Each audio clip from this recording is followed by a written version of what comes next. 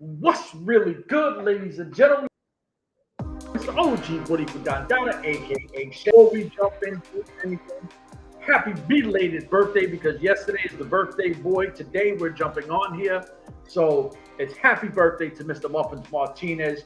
He's, he's a 40-something that feels 60-something. Yeah, I'm 53. My knees are 71 and my back is 94. I wasn't going to air out your age. Hey, that's fine, man. I'm proud of my age. You know what? I'm aging good, baby. I'm aging good for 53. We always seem to talk mad random shit before we even get into wrestling. It's whatever. It's the one thing that I noticed that I do more is I always plug my age so people don't go, this guy's afraid to be whatever. Nah, like I'm 46. Like I got no one to impress. You know what I'm saying? Like it is what it is. The days I worried about that have been over. Dude, I'm 53 and then people tell me that I look like in my early 40s. It's that Puerto Rican shit.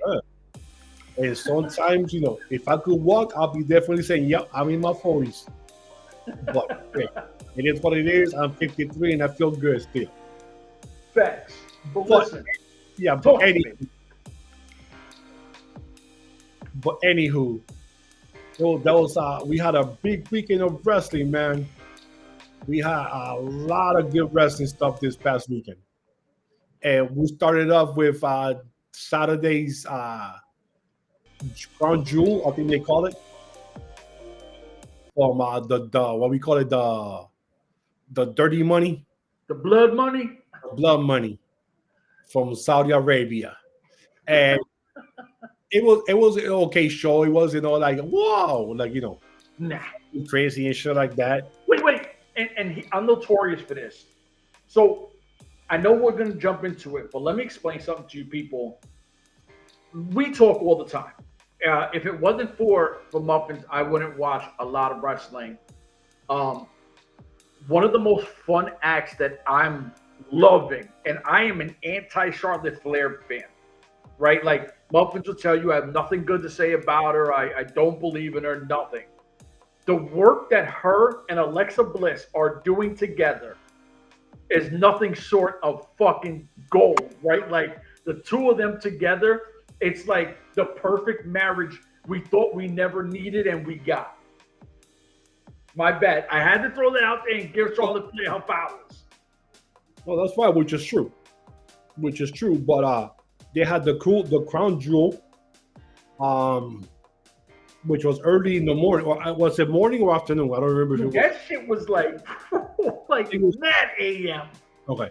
So I know it was early because what they're doing now is that they're actually showing the pay-per-views from other countries live at their time, Countries. And not doing a tape delay to show it here at 8 o'clock at nighttime or 10 o'clock, which MLW should take notes and do their stuff at 7, like it is from Vegas or LA when they do them, and do it right at that time and not at 10 at nighttime after it's taped or whatever.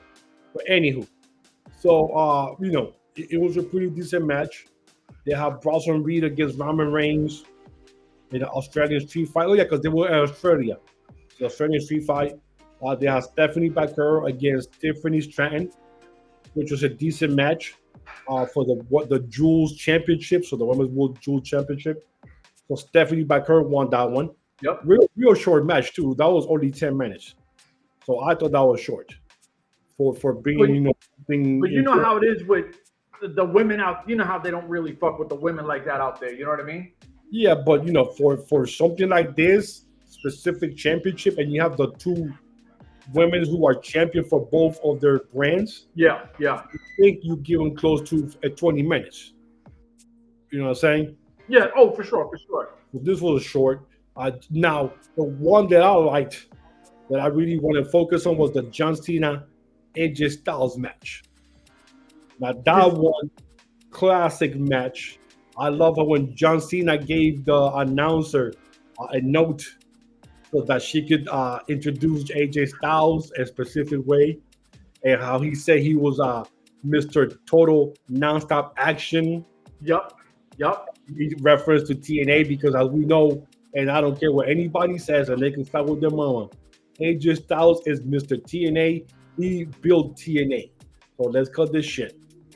He's there on the Rushmore with Storm and Bobby Roode, and who else was there that built that place? Take a look. We got the episode. Who?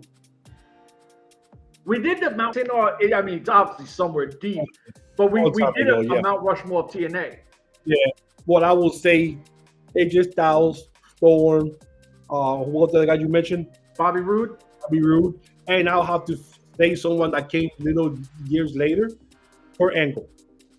Oh, because when Kurt Angle came in, he took that company to that next step. And Kurt Angle have his best matches in TNA.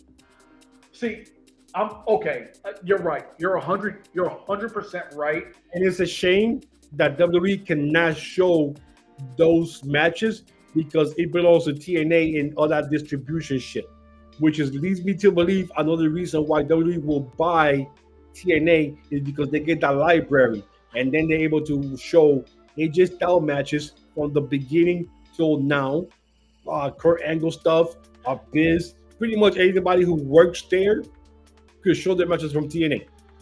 Now, before you even go anywhere, would you say it's debatable? Now, Kurt Angle was incredible, won every belt at one point. Yeah.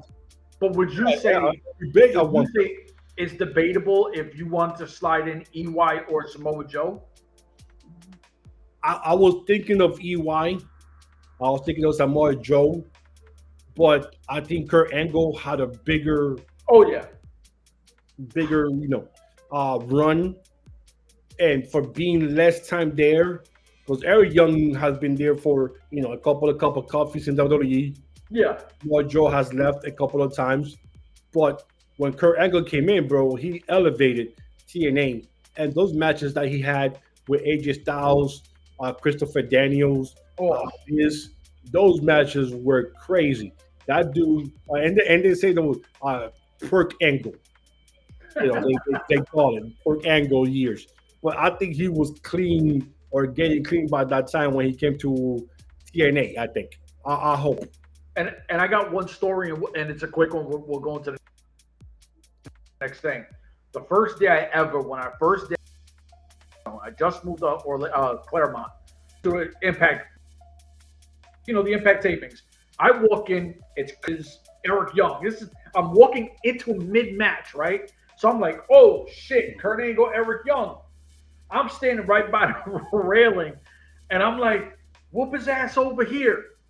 Kurt Angle looks, takes Eric Young, throws him into the railing. He goes, huh? I'm like, oh god damn. Eric Young looks, he goes, oh, ask him to do that. And I'm like, why'd you do that? And they're like, yeah. He's like, yeah, I got him. I'm like, oh, these dudes are fucking nuts. Yeah. So that match, so that's what I will say about the Rushmore, but that's for a different day, I guess. Yeah. But that match was unbelievable. That match was crazy, especially when John Cena did the tombstone in reference to Undertaker. And then hits him with the AA or whatever to beat him.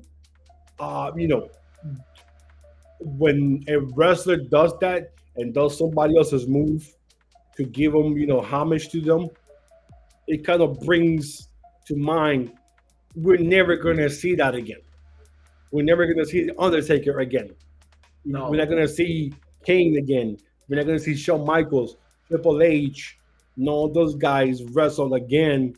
Because that's our time is past, and this is where I was. Oh, go ahead. We got spoiled, right? Like we got spoiled when we got to see the. Well, I didn't watch Harley race. Like I know you've seen Harley race going in, and I was spoiled. I was spoiled twice in two different decades, from like you said, the Ric Flair, Four Horsemen, Road Warriors, stuff like that in their prime. And then I got to see Kurt Angle, Triple H, Shawn Michaels, all those guys in their prime.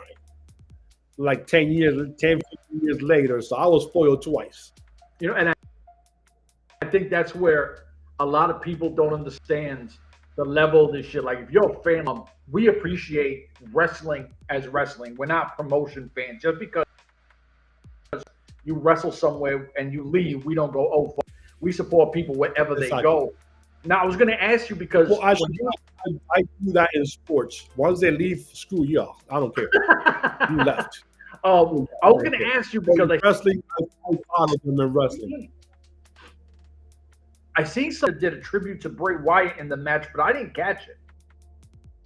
Yes, he did the Abigail. Sister Abigail kissed him in the forehead. Oh, the move. But okay, I missed it. I wasn't kicked out on. Yeah. So he kicked out. So that's something that we will never see again. Bray Wyatt. Yeah. We will never see again. So stuff like that is kind of cool to see somebody doing it, because as we know, and if you've been here, living under a rock, you know that John Cena is done this year. He's done wrestling, and you can see him once in a blue moon, do a WrestleMania moment thing. He comes out for something, whatever. I don't think so. I hope so. No, honestly, I think so, because if you throw in that money, do $10 million or something like that, 15, just to do something, they'll do it. I'm pretty sure. But to have like a run again, no runs, none like that. So I think he would. So this is last year. AJ Styles already mentioned that next year is his last year. Yep. In 2026, that's it for him. And we never thought. Listen, we've never thought that AJ Styles Cena would ever happen. Exactly. And it happened a lot of times when when Styles will say, "Yeah, I want to beat up Cena." Or we're gonna beat Cena up. So so that was that was the ending of a beautiful feud that they had there. Then they had the Kabuki Warriors against Io Sky and Rhea Ripley. And then for the Crown Jewel Championship was Seth Rollins against Cody Rhodes. That was almost 30 minutes long. Yeah, it was boring. For me, I didn't enjoy it. And Seth Rollins finally beat him. So he got the monkey off his back or whatever like they say. But it is what it is. About that. So but there's a big moment that happened to Seth Rollins though. Yeah. Do you want to go to that? Or go to something else and then jump back to that? Or we'll go to something else because it's news, but like it connects. It connects, I think. Probably.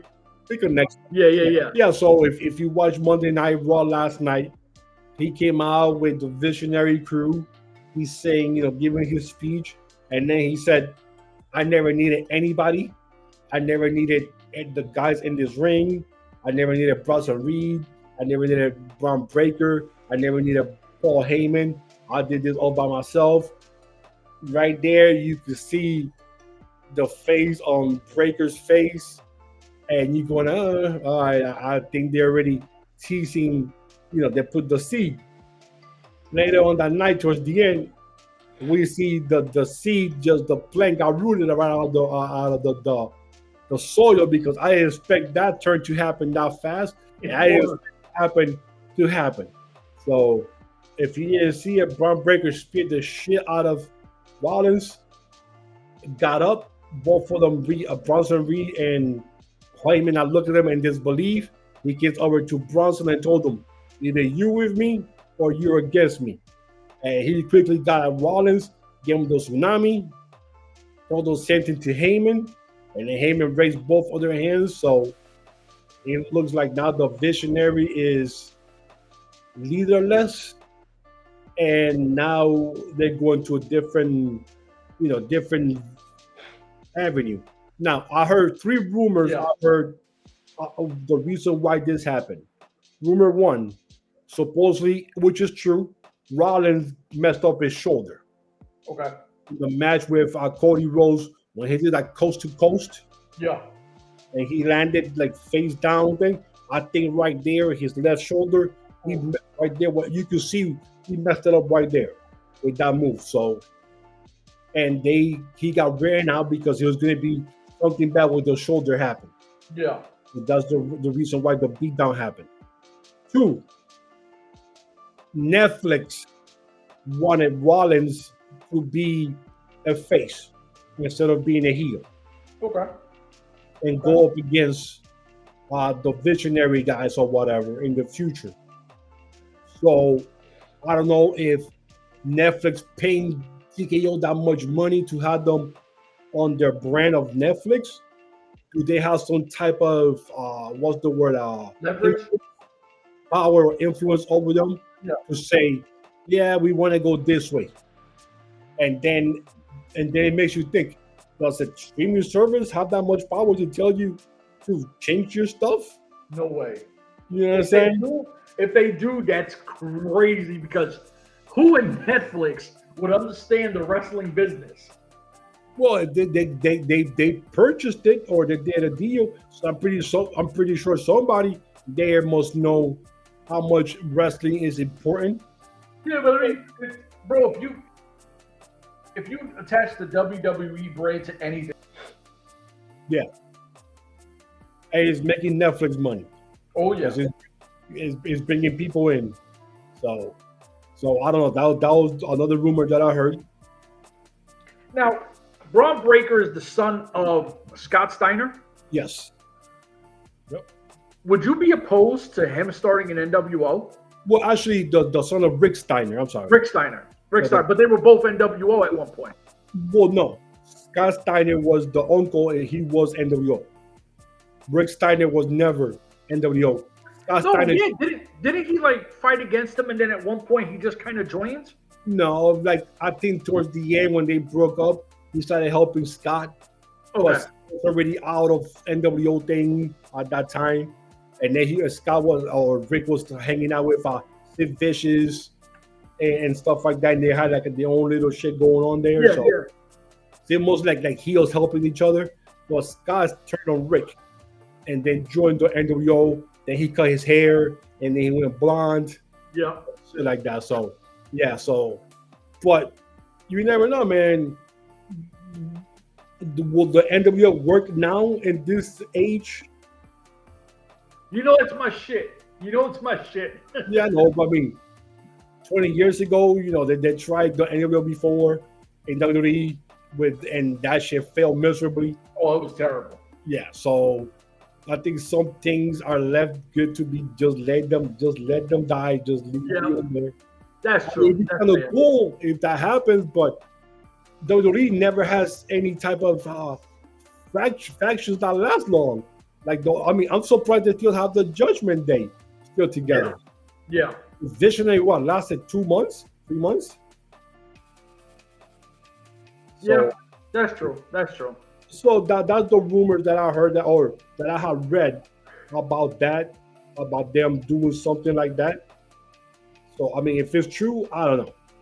If those rumors are true about they doing something like that. So, but anyways, we'll move on to TNA. They had their biggest show of the year, Bound for Glory, on Sunday. They announced that it broke their all-time record. It was like 7,700, right? 7,794. 94. Okay. Was the record, and that broke the record earlier from this year. I want to say Slammiversary, which was 7,300 and something. And then that broke the record from 2013, when the biggest one was like 7,200 and something. Yeah. And Sting was still there wrestling at that show. And that was like the biggest one they had. And then from there, that's when they started kind of, and Hogan came in, and then we know what happened after that. Yeah. So this was the biggest show of the year, 7,794. Dude, you can go wrong with this. We also got to thank WWE and TKO for helping TNA get to 7,794. You know, people might say, no, TNA did this on their own. No, they did not. Cut the shit. TNA did not do this on their own. It's all WWE effect. Yup. And I'm glad that they actually kept it to TNA wrestlers except something happened in between the night. The only thing that I was disappointed about this, I'm disappointed not at TNA, but I'm disappointed at the fans. At the what? At the fans. The fans? The fans. I'm disappointed at the fans, and I'm actually kind of upset and mad at the fans because they had the inductions to the TNA, Oh yeah. and that shit was half empty. This is important. This is a momentous occasion for the people that were inducted into the TNA Hall of Fame. Oh wait, before you even go in, let me just talk about the two women who love them, hate them, however you feel about them, the beautiful people. Let me just explain something to people who think that the women's revolution started in WWE. It did not. Oh, they even said the speech. Even I saw the one that were not Velvet, but Ajia Love talked about that. Yeah, they gave the dates, or not her. Frankie Casare's wife. Oh, something Brooks. Yes, Tracy Brooks. Tracy Brooks. And she broke it down, period, year by year, like that. And I'm thinking to myself, dude, if you're a wrestling fan and you don't see what she just said and gave you the year by year of who was there and when this started, then you still don't believe that TNA started the revolution. The thing is, when everybody was gassed up with WWE, when you had like Trish Stratus and Lita in bra and panty matches, all right, they're good-looking women, right? You had Molly Holly, who had a nice body on her too. So you had a lot of these girls who were doing like stupid mud matches, pillow fights. You had Gail Kim, Awesome Kong, Angelina Love, Victoria, who I forgot her name in WWE, but she had the spider in TNA, who was fucking incredible. She comes in, she's beating people up, unmatched on a fucking motorcycle. You had the girl who, oh my God, she was European. She was super dope. These women were having fucking serious bangers the whole time. It wasn't a bra and panties thing. They were having legit matches. But and then I remember one of the matches that I was shocked was when they put the 4 things on, and I guess you win a tag team or a championship match, and then the last person that lost will get her head shaved. Yeah, and I was shocked because I'm thinking, yo, somebody actually gonna lose their hair? I'm like, everyone's gonna lose their hair on the ring, and this is before Molly Holly shit. Yeah. It is, and it happened to be Roxy LeBeau. Thing, and she literally got her head shaved in the ring, and she had long hair, and I was shocked. I was, oh my God, they actually shaved a female's head, or a female actually gave up their hair, or I agreed to this. You know what I'm saying? Well, somebody's got. That happened. So, even at some point, you had Billy Gunn join the Beautiful People, right? Like, there were so many things that came about. And I forgot about that too. I forgot about that. You know what I mean? And the legacy that these girls did. And I'm telling you right now, the game is not the same without that. No. They charge for everybody. And the only reason why we're getting all these phenomenal people like the Stephanie McCours and everybody else is tribute to that, because they gave them time.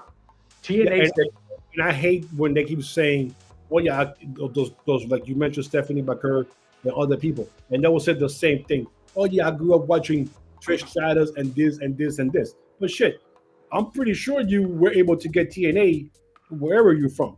Yeah. You tell me you never turned the channel and saw any other girls, beautiful people. So the beautiful people never influenced you in any way. Bro, look at the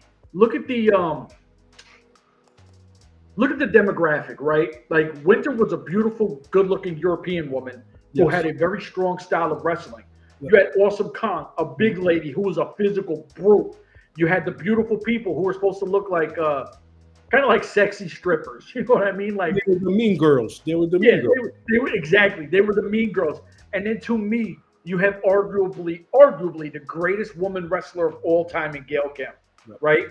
And then even the transformation, because remember, what's her name? She had the song, the Booty Booty Booty. She was a wrestler, like she was a referee, and then she became a wrestler. Oh shit! Oh man, I think her name. She was in the Aces and Eights as well.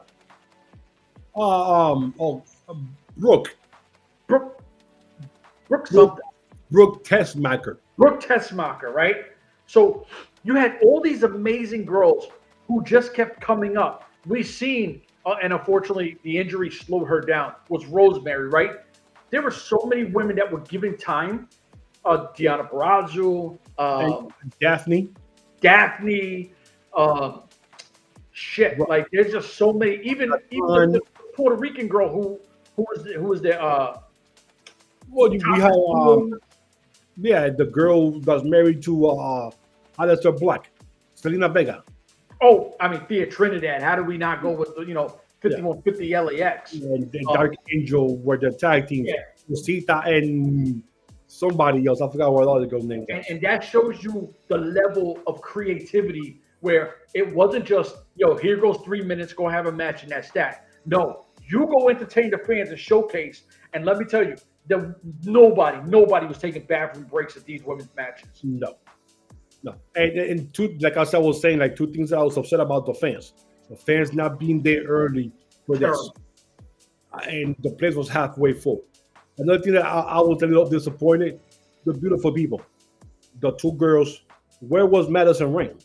Madison Rain was curious, like part of them when one of them left, the other one took over and then kept the legacy going with them. And then what happened to the daughter of Von Erich? Lacey Von Erich. She was a big part of them. So I was like, okay. I mean, that's pretty cool that the two main ones that started it. But then Madison Rain had a big part of them to do with it. And Madison Rain won all women gold in TNA. So and when them left, she took over the crew and did her own, and they still go with the beautiful people. So, she did her own rendition and I don't know. I thought that was crazy. Now that you said that, the other girls, the other girls, I could see why. If you go, all right, well, maybe not Lacey Von Erich, maybe not this girl. All right, cool, but not Madison Rain is crazy. I know she works for AEW. Yeah, but still, I'm pretty sure you're gonna give her a pass. Yeah, I mean, it's to induct her into a Hall of Fame. There's no way you're gonna say no. Exactly. So it'd be kind of interesting to if somebody will ever ask Madison Rain, did you ever get an invitation for this? How do you feel about not being inducted? Do you think what you ever part of? You know what I'm saying? Just to see what she thinks about not being part of the ceremony. So they have both of them. They have Mickie James, which is awesome. But like I said, the fans not being there, I was a little disappointed. And then the first match that they had was the Iconics going up against the Elegance brand. Yeah. And the thing was still half empty. It's not anything outside them, dude. You guys could have get there an hour early, 7:00. And that's the weird part. Like, you sit back and you go, well, damn, where the hell is everybody at? Like, this is the biggest pay-per-view of the year. This is the biggest. This is their mania. And if you're a real TNA Impact fan, now how are you not there early? WWE has their stuff on a Saturday before WrestleMania or whatever, and that place is always packed when they have inductions and shit. But it is what it is. But they had they had an awesome card. Macklin won. He defeated Frankie Kazarian for the international title. They had Tessa Blanchard, your girl, defeat Gia Miller. And I'm sorry, I don't know if you know who Gia Miller is. Yeah, I know who Gia Miller is. The announcer or does the backstage interviews. Yep. But she also wrestles outside of TNA. Yep. She's the manager of Cruel and the guy that was with oh God, what's his name? I just had his name earlier too. Man Fulton outside. And unfortunately, I'm going to be a man right now. But Gia Miller is hot. She came out there looking like a cross between one of the Michaels. What was the girl's name? Michael from that stupid show on the beach. Baywatch. Michaels was her first name. She was like a model. A nice big rack. See, I only remember Pamela Anderson, Carmen Electra, Ella, and Elena Eleniak or something like that. Well, anyways, there was a Michaels girl there. I forgot her name, and she was dressed in like in a lingerie type of outfit. Hot, hot. And you know me, I'm not that much into non-minorities. I gotta say it that way. Case, Leah Miller is definitely a 10 out of 10 for me. So, I mean, she's not Alexa Bliss, but she's hot. dude, this girl, Gia Miller, kicks Alexa Bliss. Oh, stop it. We're not having this fucking debate, man. Times. Anyways, we're not here to debate that. Kasaria and Nick Nemeth, it was a pin, a co-pin. So both of them won the intergender Call Your Shot Gauntlet. So both of them got the trophy. While Kelani Jordan beat Indy Hartwell for the still to keep the TNA's knockout title. The System beat the Order 4 in a 10-person intergender hardcore war. And that match was crazy as hell. And this girl who I never give her props. I think she's, listen, I say this all the time. Eddie Edwards' wife is one of the sweetest, nicest people I've ever met in this industry, you know. And I've always said I don't think she's a great wrestler, but you know she's an amazing human being. Yes. The impact that she took into those fucking tags. Oh my God. Let me tell you something. That's next level shit. Right on her back. Oh, dude. I got man. Oh, damn. I can't do those type of matches. I was like, man, I won't be able to sleep for a couple of days. We must be sleeping face up. I think the best match of the night, which was messed up towards the end, was the Leon Slater, Devon Evans match. Yep. With Mr. Bouncy. That match was athletic, aerial, fast paced. It was crazy. Yeah. Then to have it end with Dark State coming out and beating them up, I thought that was kind of messed up. I mean, I would have liked a DQ or something to at least exactly. Protect both parties. But and then I also read that supposedly WWE had a lot of influence on the match, so they were the ones who actually laid out the match. Okay.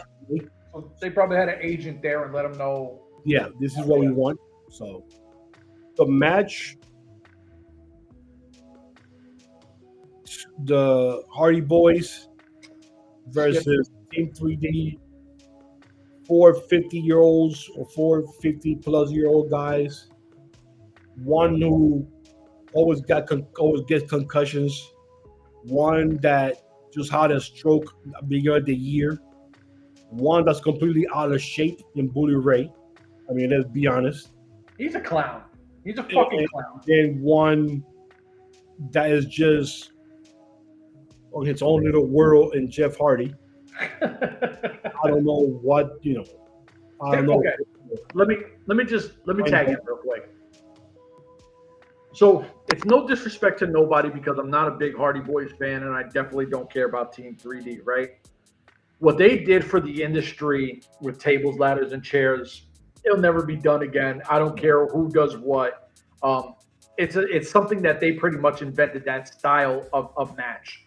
With Edge and Christian. Yeah, we respect all them guys, how they do it, but they're so out of the game that you couldn't tell me that you have younger guys that couldn't have took this opportunity to put on and fucking showcase them, but you give to these fucking dinosaurs and nobody cares that you took your fucking boots off and handed it to them. I don't care. Please don't wrestle again. That part, I got a question about that.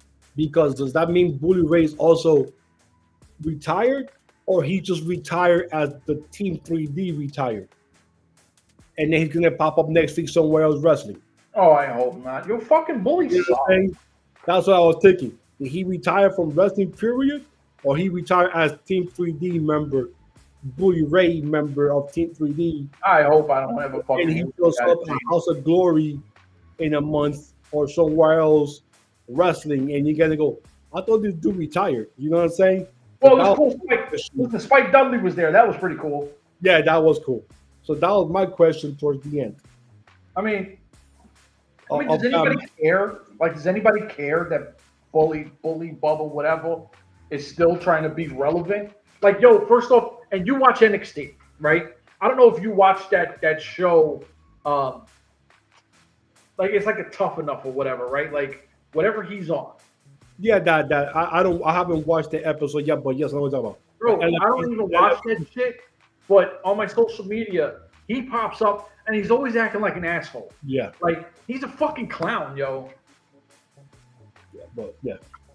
Then the main event, the biggest main event in TNA in a long time, was Mike Santana against Trick Williams. Now, before I go into the match, I will say one thing. I'm upset about something because all that happened there in the match, before the match, last week before the match, with Amazing Red talking to Santana, and then a week later, Santana doing a narration, and you see them talking, and you see all the members of LAX on the chairs in the back, and then you see the intro when he comes out, and Conan is out there in the fans with the Puerto Rican flag, and then he comes with him on the ring. All that there should have happened at Slammiversary when they were in New York. Oh, yeah. You fucking missed. Popped. That right there leading up to that and Conan coming out, that would have destroyed the play. All right, so let me not that was crazy. Let me not get this channel canceled. Conan, right? But it happened in Boston, and 3 months after Slammiversary, when he was in New York in his own backyard. I know you're trying to tell a story. I understand it's a story. No, fuck the story. Fuck the story. So this is the problem. This is the problem when that was my issue. Okay, so when I understand that the guy who's running TNA right now is Hispanic. I do know that. Puerto Rican, half. Puerto Rican. I get that. And salute to him. But does he have any type of influence when it comes to NXT thing too? You know what I'm saying? No, I'm only talking about the miss on Slammiversary to now, right? So just because you're Hispanic don't mean you understand the culture of inner city life, right? I don't know if he's from Puerto Rico, and I don't know where. I don't know where this guy's from. I don't even care. I think he mentioned that his mom was from Puerto Rico at that when he was born and stuff like that. Okay. When I saw that thing, and I was like, "Oh shit, this dude's mixed. He's Puerto Rican." So my thing is there's a certain culture that Santana represents, and it is a definitely hood culture. Yes. Here's a guy who fucked around and paid his time because he got locked up and did what he had to do, cleaned his shit the fuck up, and became a wrestler. And we know the story as to what we're going to talk about in a few seconds. When you see his intros, because you send them to me, when he walks out in House of Glory, it's like fucking little Puerto Rico. And I don't care where it's being filmed. Everywhere he goes seems the fucking Puerto Rico follows him. It's kind of like Conor McGregor. Everywhere McGregor goes, for some reason, they find all the Irishmen, right? Yes. Everywhere Santana goes, you find all the Latinos. So missing the mark and not doing that in New York City, in his home, it's a miss. Do I love Conan being there? Absolutely, because Conan bring him in, right? This is the LAX that we seen together when we weren't even podcasting, right? I think at that time. He had came in and we were like, oh shit, right? Like, this is crazy. So you go full circle, you show the respect and everything. Match is phenomenal. But there was no way you weren't going to get that with Trick Williams, who we're super high on, and Santana, that we feel is the truth. I know you'll go into detail. What I want to say is we all know this shit is scripted. We all know that they knew the outcome before everyone else did, right? Of course. What's real to me in that whole situation is having that moment with his daughter, right? Yeah. She had that was huge. The jacket on, and you could just see it was, baby, this is how far we came. Yes. Right? Like, and she got to sit there and that moment will be forever. You could take him away from wrestling. that will forever be a moment because she got to live that moment with her father, and he got that validation that all my hard work is here. And the only person, and God bless the dead, I know he loved his father. Yes. You got to share that with your daughter, and she got to live and see all your struggles and all your downfalls and went through your injury and how it didn't work in AEW. And now we circle the wagon, and I'm in this ring. And he put the belt in front of her. Oh my! Look, bro, here's fucking standing up. Yeah, I had goosebumps when I saw that. Fucking incredible. But my thing was, this should have happened in New York Slammiversary show. Yep. What would have been even more amazing when Conan met him there, if Homicide, if Hernandez, if Ortiz, unfortunately, would have been there with them, because Ortiz and Monte are both AEW. Yeah. Issue with him and Ortiz. Could have had low key, though. Huh? Could have had low key. Yeah. If all those people from his past would have been there, the whole ALX family would have been there. Dude, Eddie Kingston, I would have been crazy right there. I would have got up, which I can barely stand up. I would have got up and ran to the house with a Puerto Rican flag. Woo! Puerto Boricua, Boricua, wepa. I would have been going crazy. So that was my only issue with when and where it happened.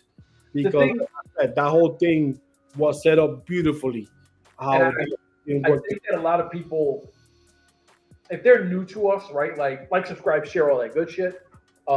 If they're new to us, yes, we are very prideful people for our country, right? Our island, let's just say. Whatever you want to call it. Island, country, whatever. It's part of the United States. Look, I ain't going to hold you. I'm wearing my Puerto Rico shirt underneath my jersey. That's the flag right there. It goes everywhere with me. We fell in love with a company like TNA because TNA wasn't afraid to put belts on black and brown people, where other companies did not have that same respect for the work that whatever you want to consider them. You never gave them that kind of respect, and TNA, Impact Wrestling, did. It was easy to fall in love with it. So to have a Puerto Rican champ at the top. Oh, yes. Like, we were super excited. The first Puerto Rican champion in TNA history. Period. Yeah. When we sat back here and we did your boy Punishment Martinez, Damian Priest. When Damian Priest won the belt, now we had a lot of jokes because he was a big Yankee fan and all that. But outside of that, we got to see our people at the top. You know what I mean? Like, and it's fucking special because you give them their time. I mean, something as small as Killer Cross at, I think it was House of Glory. Yes, when somebody had a Puerto Rican flag, and he picked the flag up, and then I found out that he's like, I think his father's Puerto Rican or some shit like Puerto Rican, yep. So I didn't know that, and I'm like, oh shit, like. Me neither. I sent you the video, and that's when I found out. Oh shit! What? Puerto Rican is half Puerto Rican. What? Now I gotta sit there and fucking rep Killer Cross, right? Now we got a roof for Killer Cross. Yeah, for real. Because he's Puerto Rican. He's one of us. You know what I mean? Like, we can't go against the culture for fucking. Yes. I'm sitting back here. I'm like, Well, and I'm gonna say before you go on, there's only one that I will say, one Puerto Rican that I dislike. That I dislike, and I don't care if she ever does anything right in her life. I dislike her, period. And that's Rebby Sky. Oh, well, yeah. Matt Hardy's wife. I mean, oh God, she's the only Puerto Rican that I will disown. That I will say I don't know that chick. I don't know her. And when all the shit went down with TNA, when they were and she was all destroying TNA, the bird, everything. I was just like, man, can someone go to her house and shut off the Wi-Fi and just block the Wi-Fi in her area so that way she don't tweet out anything? Because she just went crazy for a while with the cursing It's one thing if you dislike something, say professionally. Yeah. Say it. I don't like this. I'm upset with this because of this happened. I'll leave it at that, and you move on. This Yeah. chick was every day, non-stop dropping f bombs. F this. F the president at that time was what's the guy's name? I would take pictures with him every time I went to the Ed Nordholm. Yes. F Ed, F the bird, F this. I wish you that, dude. This chick was going insane on social media. How she never got blocked on Twitter at that time is beyond me. The thing is, all the threats that she was making. For the people that are going to sit back if they watch this and complain like little bitches, so there's a difference between stating how you feel and having no class. Yeah. Right? She has no class. Use no class at all, because there's ways of doing things, especially when your husband, as much as I've never been a fan of Matt Hardy, is arguably one of the greatest tag teams of all time. He's part of, listen, like the Hardy Boys or not, they're wrestling royalty. Yes. So you don't make, you do him no favors by acting the way you do. And she's never been good enough as a wrestler to ever stay around that. And from what I heard, and I'm not trying to throw her business out there, but I heard that giant tattoo, the New York Giants tattoo on her ankle was earned. Let's just say that. Yes. But we'll leave that at that. The other news that were said after the TNA show, a lot of the talent were told that a TV deal is like 95% done. Yeah. Just 5% waiting for something else to do, but it's completely officially going to happen. They're just waiting on some paper to dry, some whiteout to dry or whatever, and it's going to be mentioned. So it's definitely going to happen. So that's awesome, good news. I think I'll have it probably for right before the new year, like December. We'll hear about it. Yeah, I was surprised that it didn't happen now, because imagine if that would have been announced during the broadcast of Bound for Glory. Yeah, but I think going into the new year, I think it's a fresh start, and yeah, I think it's a smart play. Yeah, but you would have told them, you had Chris Bebe when he came out, he announced the attendance. Yeah, he would have said something else too.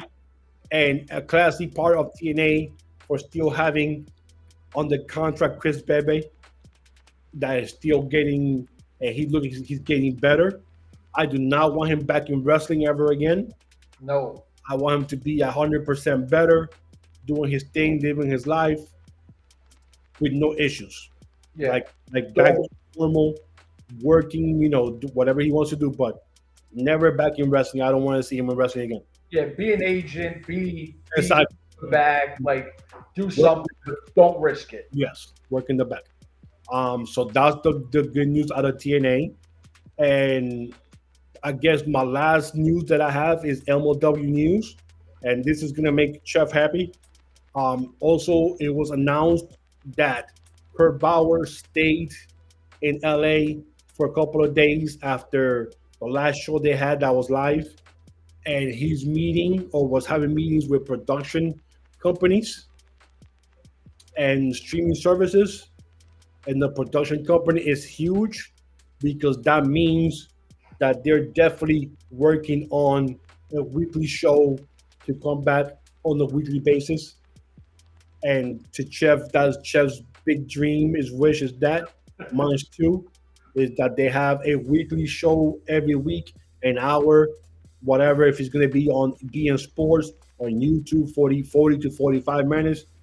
But that brings hope to fans like us who are MLW fans, because of what they've done for the minority culture. And we're going to keep saying it, and we're going to keep beating this to death. We are all about the minority culture, not just Latinos, not just Puerto Ricans, Blacks, Asians, Egyptians, whatever, Africans. I don't care. Insert everyone. Insert every minority, non-white. Yeah. Say that. But we don't even listen. Before people get it fucked up, we don't hate on them neither because we got mad love for them. We interview, they give us some of our coolest interviews. They show love, but the industry has always been very driven to them. Yes. So just thank you, Chef, for saying that, because I don't want people misconstrue like Jorge racist. No, I'm not. I just was raised in a time where everything was the same color, and you had different color wrestlers, and they were always on the bottom of the cards. Yeah.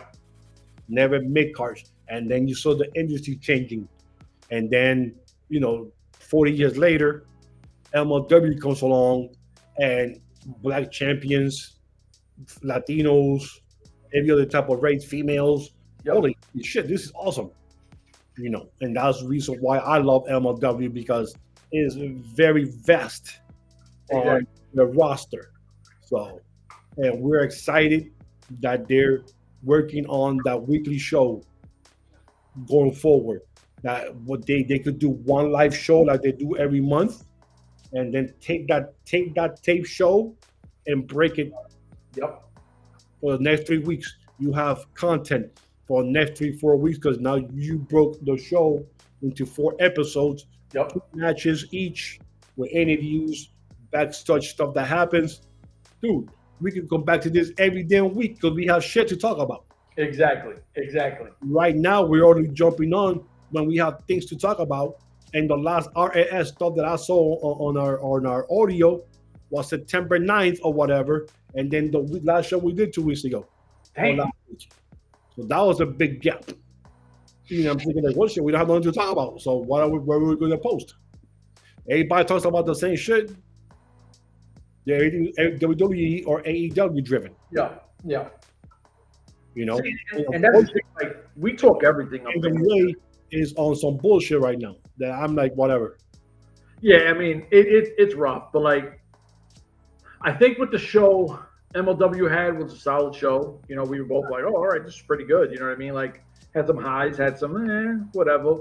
But coming in with the news of staying in LA and working something out, and ever since Paul Walter Hauser seems backstage or developer or whatever, ever since he's been there, MLW's been in the right direction. A lot of things have been going the right way. The production looks really good.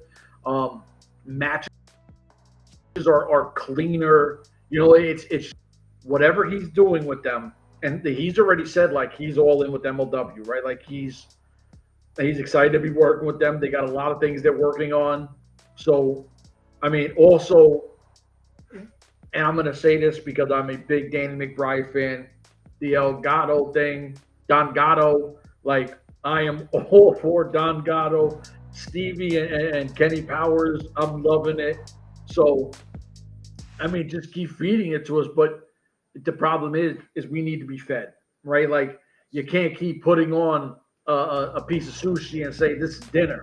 Well, that little thing ain't going to fill us up. Well, I'm losing weight, but you can still feed me. So, don't matter. So we're at that point where we need substance. And you got to give it to them, because at this point there's just too much going on, and we love what they do, because I think that, and MLW is the only company like MLW. I don't think there's another company like it. No. But that's everything that have heard, digged out from going to the different type of rabbit holes on the internet when it comes to wrestling. So I don't know if you have anything else. No.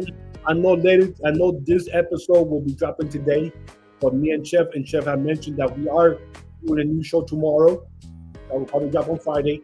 Yep. And we're going to go over all the releases that happened from some of the NXT, some of the people from Evolve, and some contracts that are expiring that are not being renewed. And we got some huge names there. So that's going to be dropped on Friday for that. Exactly. So I'm really excited because, listen, we have a lot of fun. Like, anyone who listens to this, whatever you're going through in life, right? Whatever you're going through in life, sometimes you need a distraction. To me, this is my distraction. I get to sit here, have fun, talk some shit. Wrestling is something that we all grew up and loved. So we get to sit here, have some fun, have some laughs, and, you know, talk. Because I don't think there's another podcast that talks wrestling the way we talk it. Because I do think that we have a lot of knowledge in this shit, and we don't do, well, I definitely do biased shit. I ain't gonna lie to you. I am extremely biased at a lot. We know that. But outside of that, like, we give it to you the way we see it, right? And even if we're like, if it's our favorite guy and he has a bad match, we call him one. I think it's a shit match. Well, we know that. We heard you before, so yeah. We heard that before. You know what I mean? So, like, subscribe, shit, all that good shit. Today's Tuesday. It is what it is. I think MLW is live this Saturday. No, I think it's next week. It's the tape show. Oh, okay. So my boy flies back. I think it's the next Saturday. So we'll go live on that because I'm taking him back to the flight. Yeah, I think that's the 25th. All right. So if you're doing all right and I'm doing all right, we'll fucking go live, have some fun, talk some shit.